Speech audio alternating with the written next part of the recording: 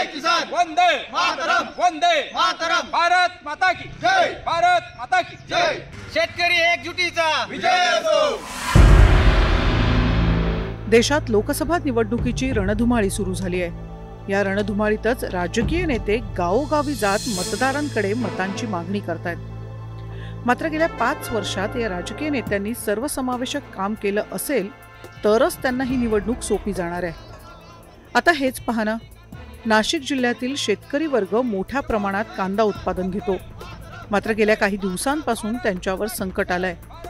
कांद्याचं उत्पादन चांगलं होऊनही त्याला भाव मिळत नाहीये आणि म्हणूनच देवळा तालुक्यातल्या माळवाडी गावच्या कांदा उत्पादक शेतकऱ्यांनी आक्रमक भूमिका घेत लोकप्रतिनिधींना गावात यायलाच बंदी घातली आहे आणि थेट विरोधाचे फलकही लावलेत.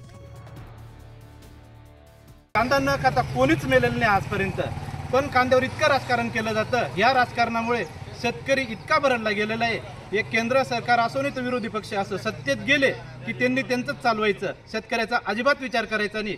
या कारणास्तव त्यांनी आमच्याकडे मतं मागण्यासाठी अजिबात येऊ नये. आता आम्ही कोणाला मत द्यायचं हे आता आम्ही ठरवू.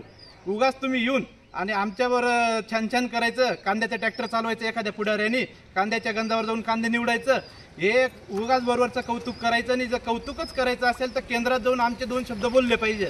हे कधीच काही बोलत नाही, उगाच फक्त बरोबर कौतुक करायचं आणि मतं मागायचे. आता मतं मागायला येऊ नका, आता आम्ही ठरवू मत कोणाला द्यायचं. निर्यात बंदी उठवा व आमच्यावरती कोणतेही निर्णय लादू नका.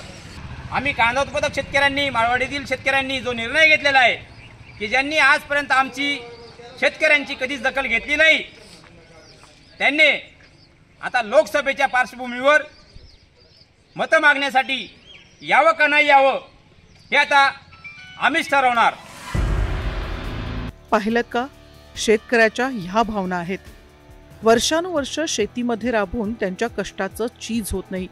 अनेक वर्ष अस्मानी आणि सुलतानी संकटामुळे पिचलेला शेतकरी आता लोकप्रतिनिधींना गावबंदी करण्याचा मार्ग स्वीकारतोय.